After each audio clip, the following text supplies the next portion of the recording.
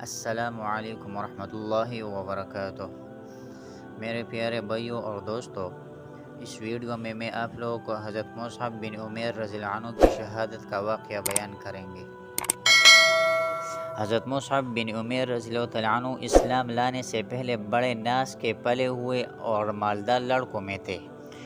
ان کے باپ ان کے لیے 200 درہم کا جوڑا خرید کر پہناتے تھے۔ نو عمر تھے، بہت زیادہ ناز و نعمت میں پرورش فرماتے تھے۔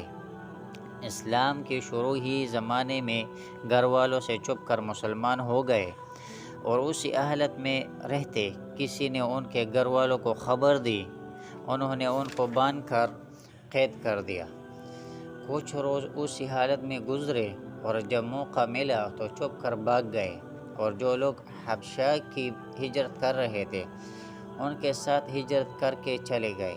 وہاں سے واپس آ کر مدینہ منورہ کی ہجرت فرمائی اور زہد و فکر کی زندگی بسر کرنے لگی، اور اسی تنگی کی حالت تھی کہ ایک مرتبہ حضور صلی اللہ علیہ وسلم تشریف فرماتے۔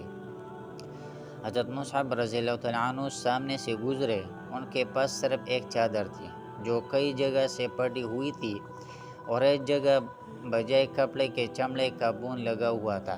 حضور صلی اللہ علیہ وسلم ان کی اس حالت اور اس پہلی حالت کا تذکرہ فرماتے ہوئے آنکھوں میں آنسو آ گئے۔ غزوہ احد میں مہاجرین کا جھنڈا ان کے ہاتھ میں تھا جب مسلمان نہایت پریشانی کی حالت میں منتشر ہو رہے تھے۔ تو یہ جمے ہوئے کھڑے تھے۔ ایک کافر ان کے قریب آیا اور تلوار سے ہاتھ کاٹ دیا کہ جھنڈا گر جائے اور مسلمان کو کلی شکست ہو جائے۔ انہوں نے فوراً دوسرے ہاتھ میں لے لیا، اس نے دوسرے ہاتھ کو بھی کاٹ ڈالا۔ انہوں نے دونوں بازو کو جوڑ کر سینہ سے جھنڈا کو چمٹا لیا، گرنے نہیں دیا۔ اس نے اس کو تیر مارا جس سے شہید ہو گئے، مگر زندگی میں جھنڈے کو نہ گرنے دیا۔ اس کے بعد جھنڈا گرا جس کو فوراً دوسرے شخص نے اٹھا لیا۔